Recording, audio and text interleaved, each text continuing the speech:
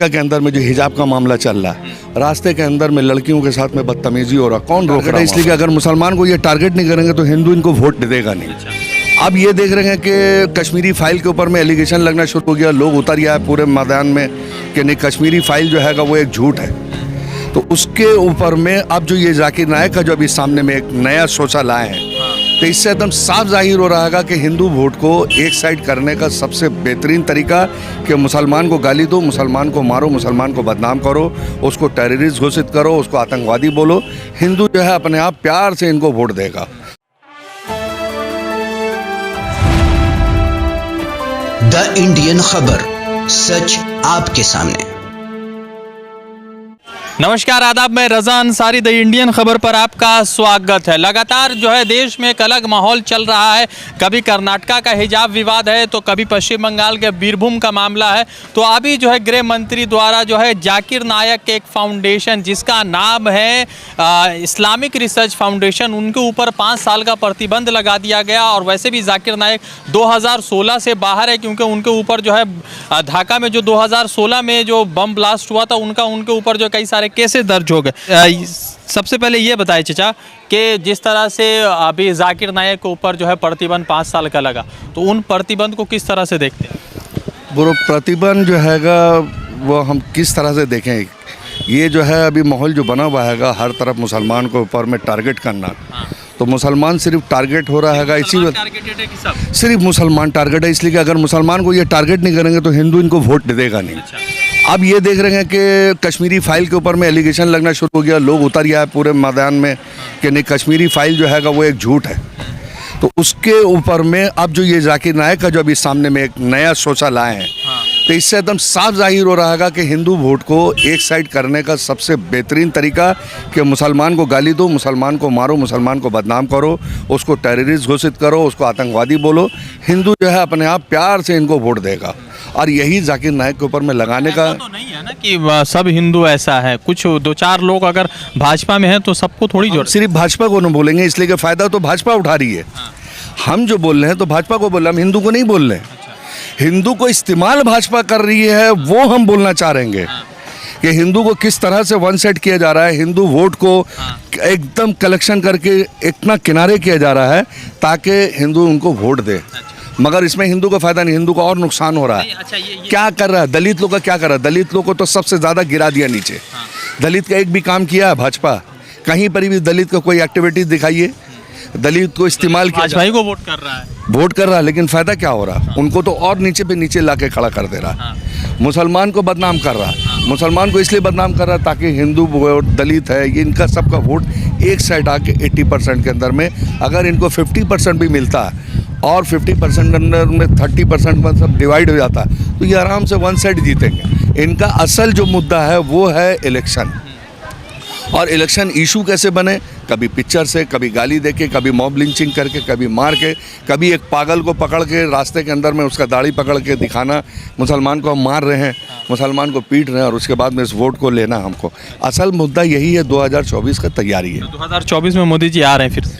2024 में जिस तरह से अभी से उन्हीं ने लगा दिया है, अगर आवाम जनता चाहेगी तो उनको बैठाएगी, और जनता नहीं चाहेगी तो चाह रही है कि उनको फिर से लाया जाए उत्तर प्रदेश। तो अगर जितना लाएगी उतना जीडीपी गिर रहा है, कारोबार जा रहा है, लोगों के पॉकेट से पैसा निकल गया। आप जाके गरीबों को देखिए, किसी का काम नहीं चल रहा, नौकरी नहीं है, बाजार नहीं है, मार्केट खाली पड़ा हुआ है, लोग रो रहे हैं। जिस एरिया में चले जाइए, जिस तरह से कर दिया। ये जैसे यूएपीए लगा कि जाकिर नायक के मुद्दे के ऊपर, इंडियन इस्लामिक रिसर्च फाउंडेशन के ऊपर, तो बहुत सारे लोगों ने ट्विटर पर ये लिखा कि ये जो है यति नरसिंहानंद पर क्यों नहीं लग रहा है। फिर कुछ लोगों ने लिखा कि प्रवेश वर्मा पर क्यों नहीं लग रहा है, अनुराग ठाकुर पे नहीं। यहाँ एक व्यक्ति है भारतीय जनता पार्टी का, दिलीप घोष, उसके ऊपर क्यों नहीं लग रहा है, क्योंकि उन्होंने दुर्गा के बारे में कुछ अभद्र भाषाओं का प्रयोग किया था। तो क्या है कि जाकिर नायक से डर रहे हैं या जाकिर नायक को एक मोहरा बना के इस्तेमाल कर? नहीं, जाकिर नायक से डर नहीं रहे हैं। जाकिर नायक एक मोहरा है जिसको इस्तेमाल किया जा रहा है उसके नाम को। हालांकि देखा जाए तो यूपीए जो लगना चाहिए वो सबसे यूएपीए जो लगना चाहिए वो सबसे पहले लगना चाहिए यति नरसिंहानंद सरस्वती के ऊपर में, जो बेफजूल का गाली देता है, इस्लाम को बदनाम करता है। मगर एक बात बता दे, इस्लाम को ये लोग जितना भी बदनाम करेंगे ना, इस्लाम उतना ही बढ़ेगा। इस्लाम को ये रोक नहीं सकते। ये एक चीज़ तरह से चाहिए, फ़ायदा उठा ले। ये फ़ायदा उठा लिया, ये सोचेंगे कि इसको रोक दें, इसको इस तरह से जाम कर दें, इस तरह से रोक करके ये बदनाम करके कि ये लोग धर्म परिवर्तन कर रहे हैं, ये कर धर्म परिवर्तन तो यहाँ पर ही नहीं। जाकिर नाइक ने धर्म परिवर्तन कहीं नहीं हुआ, जो भी करता है वो खुशी से आता है, उसको किया जाता है। कभी भी यहाँ पर ही किसी भी एक व्यक्ति ये बता दे कि धर्म परिवर्तन किसी के ऊपर में ज़बरदस्ती एलिगेशन लगा के बोला कि तुमको करना होगा, तो क्या इस्लाम में होता है धर्म? नहीं, इस्लाम में इजाज़त ही नहीं है। इस्लाम इस बात की इजाज़त ही नहीं देता कि किसी को ज़बरदस्ती इस्लाम में लेके आओ। वो खुद मेरी अच्छाई को देखेगा, मेरे लिबास को देखेगा, मेरे अच्छे हरकत को देखेगा, तो वो मेरे पास आता है।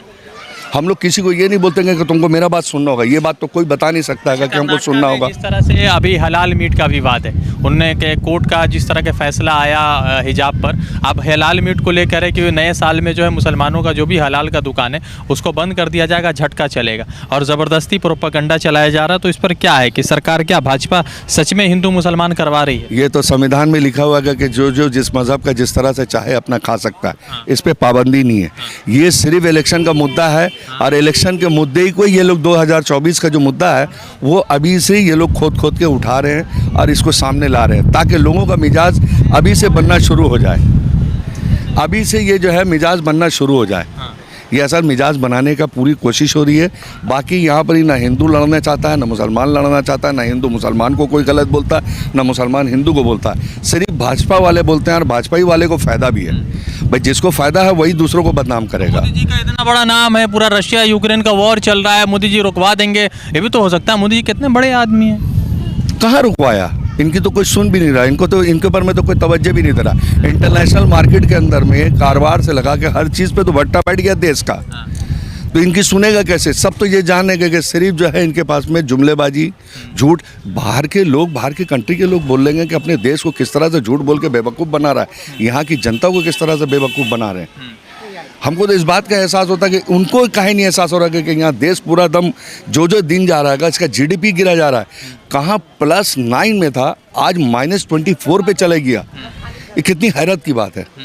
-24 का मतलब समझ देंगे कि एकदम समझ जाइए कि कारोबारी पोजीशन इतना ख़राब हो गया है कि लोगों के पास में जो किसी ज़माने में लोग 10,000 रुपये लेके घूमते थे, आज उनके पॉकेट में 500 रुपया नहीं। ये हालत हो गई है।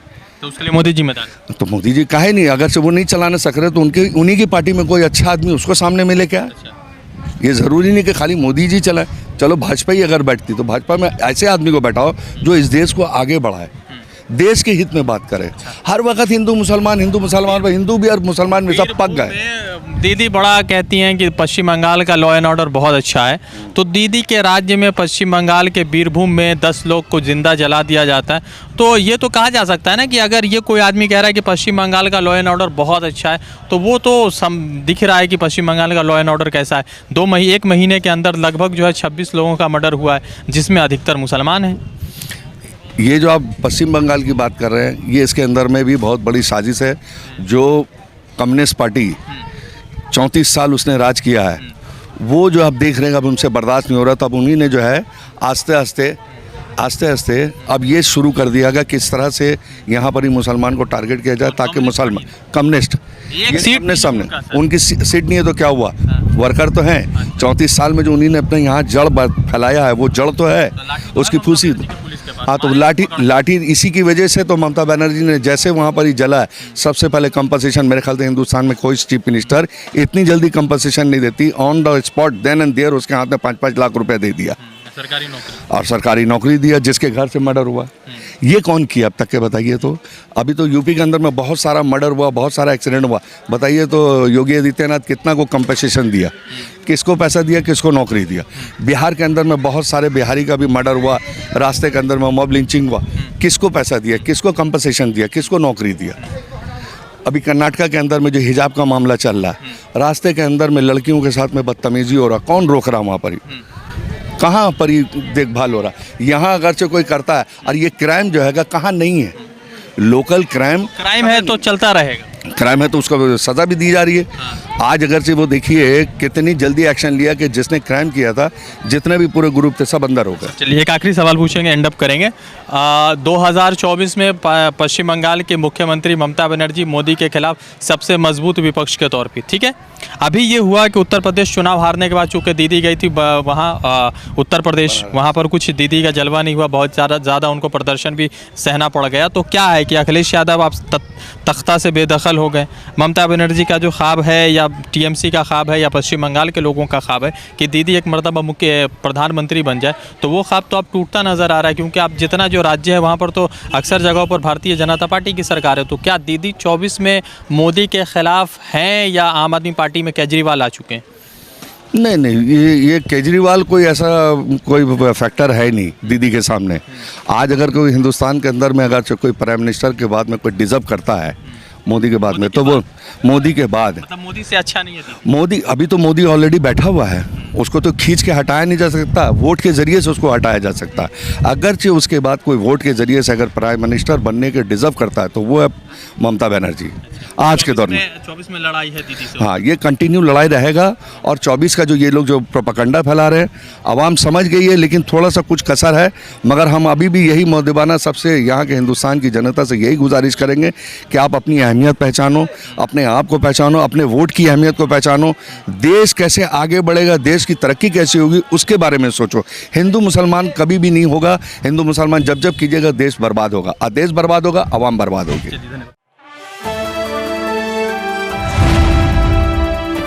द इंडियन खबर, सच आपके सामने।